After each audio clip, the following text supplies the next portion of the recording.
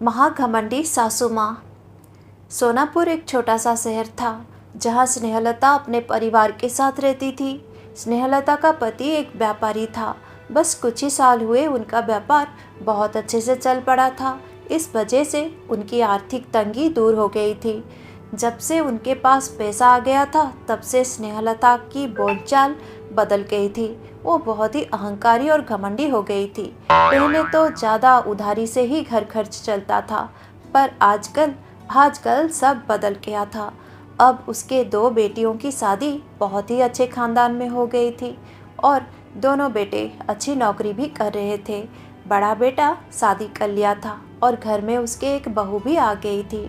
उसकी बहू श्वेता दिल की बहुत अच्छी थी और घर को बहुत अच्छे से संभाल रही थी। वो अपने सासू माँ की तरह घमंडी नहीं थी, नम्र थी और दयालु थी।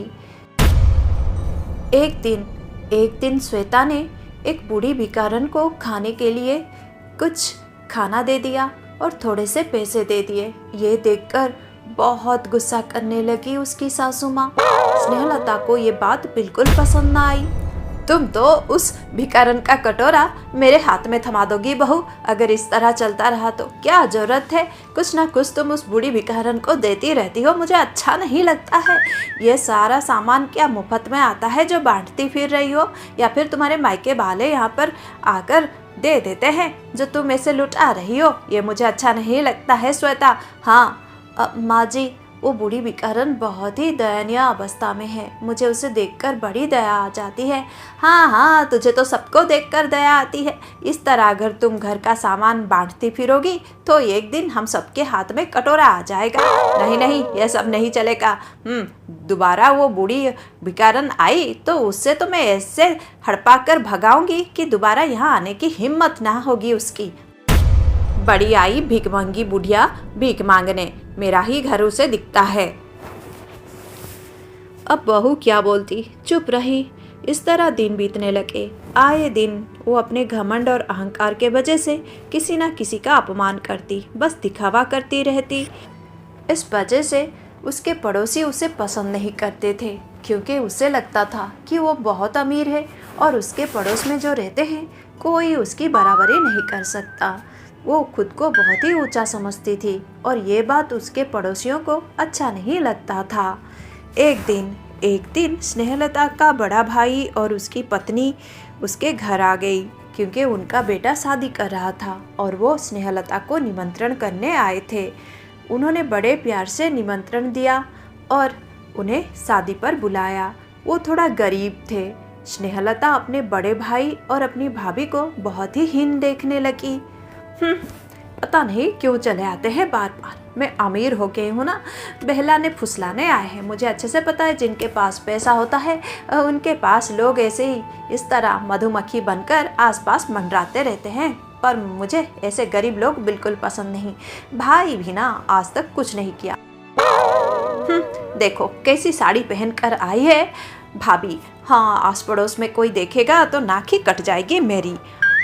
अच्छा, तो तुम लोग जरूर आना और शादी के 15 दिन पहले ही आ जाना। मैं तो चाहती हूँ स्नेहलता कि तुम 1 महीने पहले आ जाओ, मुझे बड़ा अच्छा लगेगा।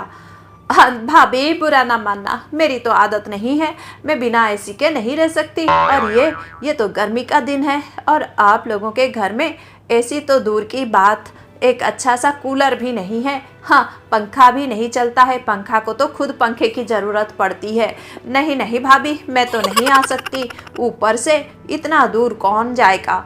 मैं तो नहीं आऊँगी भाभी। बच्चों से पूछ लो, अगर वो आना चाहे तो आएंगे। मेरी तो आदत नहीं है, मैं उस परिवेश में नहीं रह सकती।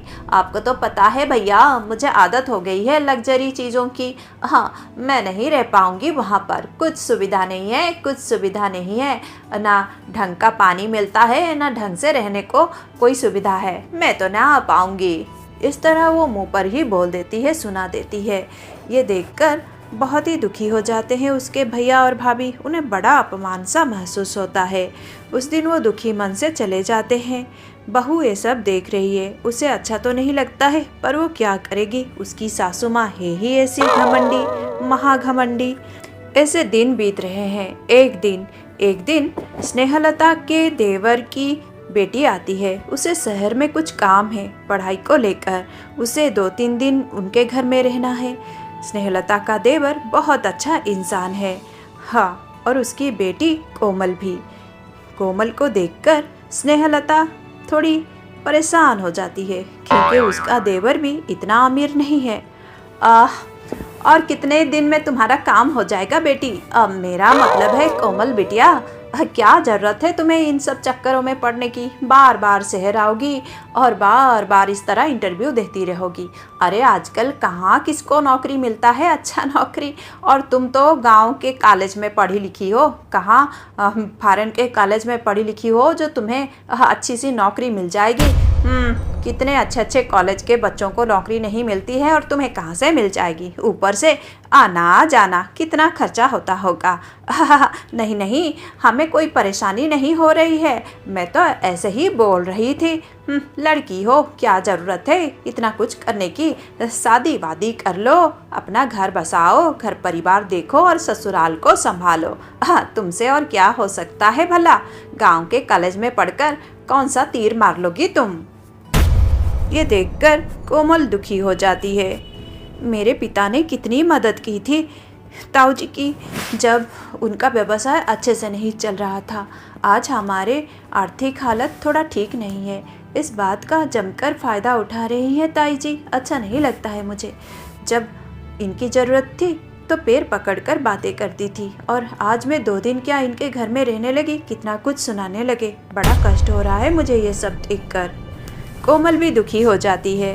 अब यही नेचर था स्नेहलता का, वो ऐसा ही करती थी सबके साथ। एक दिन स्नेहलता की पुरानी सहेली उससे मिलने आई। उसकी सहेली जानकी एक बहुत अच्छी औरत थी। उसने बहुत मदद किया था जब उसकी सहेली स्नेहलता को ज़रूरत थी। बहुत ही आर्थिक रूप से सहायता भी किया था स्नेहलता की। आज उसे कुछ पैसों की ज़रूरत थी। बहुत दिनों बाद वो अपनी सहेली के पास आई थी। उसकी सहेली उसे ज़रूर मदद करेगी ये सोचकर। पर महाघमंडी स्नेहलता बहुत अपमान करने लगती है अपनी सहेली की। सहेली को बैठने के लिए भी नहीं बोलती है। आ गई है भिखारन, अच्छे से पता है अब मैं अमीर हो गई हूँ, मेरे पास पैसे हैं, तो इस तरह लोग मेरे आगे पीछे मंडराते रहेंगे मुझे भीख मांगने के लिए। नहीं नहीं, मैं इस तरह ऐसे लोगों से अगर रिश्ता रखती रही तो परेशान हो जाऊंगी। वैसे मैं तो इससे कितने साल हो गए हैं बात भी नहीं कर रही हूँ। हाँ, किसी ज़माने में मैंने इससे थोड़ी सी मदद मांग ली थी तो कौन सी बड़ी बात हो गई। नहीं नहीं, मेरे पास तो कोई पैसा नहीं है और ऐसे मुझे अच्छा नहीं लगता है। कोई पैसे मांगे तो बुरा ना मानना, मैं तो हूँ ही स्वाभिमानी। मैं तो ऐसे किसी के पास पैसे मांगने कभी ना जाऊँ। अरे देखो कैसे बोल रही है ये कैसे भूल सकती है? मेरे पास ये 100 बार आई थी और 100 बार मैंने इसकी मदद की थी और आज मुझे मुंह पर सुना रही है, अपमान कर रही है। अच्छे से पता है ऐसा क्यों कर रही है, ताकि मैं कभी इसके घर में कदम ना रखूं। हाँ, नहीं रखूंगी भी। छी, मैंने सोचा भी नहीं था कि ऐसा करेगी ये मेरे साथ। कितना मदद किया था मैंने इसे, ये सब कुछ भूल गई है, घमंडी कहीं की। अब वो भी दुखी हो जाती है और दुखी होकर वो भी अपने घर चली जाती है। बहुत घमंड और अहंकार में चूर होकर वो आराम से दिन बिता रही है और दूसरों का अपमान कर रही है, खास करके जो उससे आर्थिक रूप से कम है। रमानाथ का तबीयत थोड़ा खराब हो जाता है। कुछ दिन वो बिस्तर पर आराम करने लगते हैं। अब बहुत सारे उनके मित्र, आस पड़ोस के लोग उनसे मिलने आते हैं क्योंकि रमाकांत बहुत ही अच्छे इंसान हैं। ये देखकर बहुत ही चिड़चिड़ी सी हो जाती है स्नेहलता। देख रही हो बहू, कभी ये आता है कभी वो आता है, इतने लोग आते हैं। तुम्हारे ससुर जी तो बहुत ही पॉपुलर हैं, बहुत ही पॉपुलर। मुझे तो लगता है अगर ये सोशल बुक में रहें तो इनके फॉलोअर्स तो मिनटों में बढ़ेंगे, हजारों हो जाएंगे। अब समय बीत रहा था और वो इस तरह घमंड में चूर होकर रह रही थी। एक दिन वही बूढ़ी औरत, वही भिखारन उनके द्वार पर आकर कुछ मांगती है। अरे बिटिया, कुछ खाने को हो तो दे दो, भगवान तेरा भला करेगा। अरे वाह, क्या मौका मिला है आज मुझे। मैं तो कब से इंतज़ार कर रही थी कि ये बूढ़ी बिकारन आए और इसे मैं अच्छे से सबक सिखाऊंगी। ऐसे सबक सिखाऊंगी कि दोबारा इस घर के सामने, इस आंगन में आने की हिम्मत ना होगी इस बिकारन की। रुको रुको, अभी सिखाती हूँ मैं सबक। ये बोलकर वो धड़ से जाने लगती है। तभी अचानक उसका पैर फिसल जाता है और वो जोर से गिर जाती है। ओह, वो तो जोर से गिर गई है। अब उसकी बहू उसे किसी तरह बेड पर उठाकर लेटा देती है। अब उसके कमर में और पैरों में बहुत चोट आ गई थी।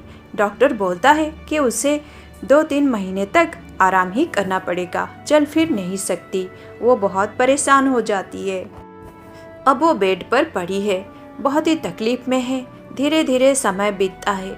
वो इस तरह अकेली ही बेड में रहती है। कोई उससे मिलने नहीं आता है, ना आस पड़ोस के कोई, ना ही उसके रिश्तेदार में से कोई उसका हालचाल तक नहीं पूछता। ये देखकर वो मन ही मन बहुत ही अपमानित हो जाती है, बहुत ही लज्जित हो जाती है और सबसे बड़ी बात, वो बहुत ही दुखी हो जाती है। धीरे धीरे उसे एहसास होता है कि उसके व्यवहार के वजह से ये सब हो रहा है।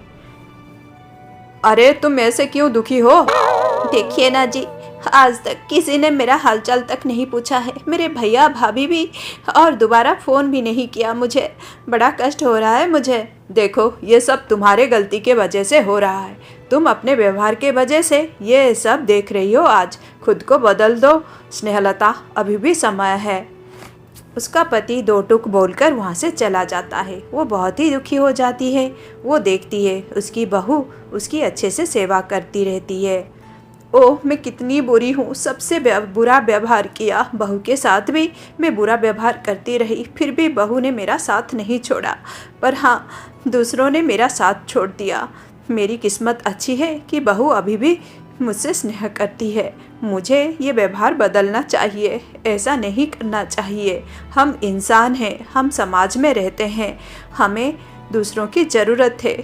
हाँ, स्नेह की भी ज़रूरत है, ममता की भी ज़रूरत है, दूसरों की दया की भी ज़रूरत है। इस तरह घमंड अहंकार में चूर रहना अच्छी बात नहीं है।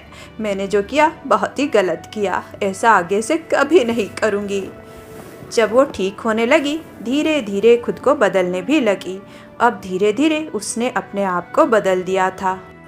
वो अब सबके साथ बहुत अच्छा व्यवहार कर रही थी। अब वो घमंडी या महाघमंडी बिल्कुल नहीं थी।